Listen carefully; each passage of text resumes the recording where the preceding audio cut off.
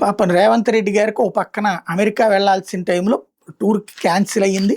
అదే సందర్భంలో ఇక్కడ తెలంగాణలో చూస్తేనేమో కొండా సురేఖ సీన్ క్రియేట్ చేసి వదిలిపెట్టింది. కూతురుతో తిట్టిచ్చి దాంతో నాకు సంబంధం లేదంటూ అదే కూతురు పక్కన కూర్చోబెట్టుకుని మాట్లాడిన దగ్గర నుంచి పాపం రేవంత్ రెడ్డికి అనుకూలంగా ప్రెస్ మీట్ పెడదామని చెప్పేసి పిలిస్తే 15 మంది ఎమ్మెల్యేలు వచ్చారంటే మిగతా వాళ్ళు ఏమయ్యారు అన్నటువంటిది ఒక ఎత్తు. అయితే అంతర్జాతీయంగా కూడా ఒక చర్చ.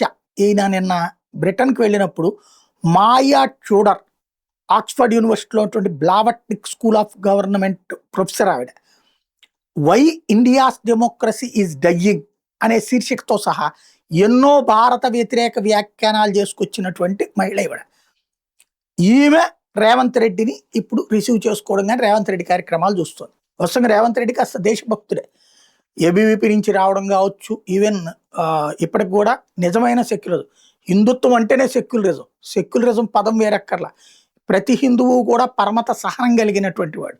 అందుకని ఈ దేశంలో ఇతర మతాలు వేల సంవత్సరాల పాటు బ్రతకగలిగినాయి. అది ఈ దేశం యొక్క గొప్పతనం, హిందుత్వం యొక్క గొప్పతనం. ఆ హిందుత్వవాదే ఇతను కూడా. కానీ ఈ దేశానికి వ్యతిరేకంగా వ్యవహరించేవాడు.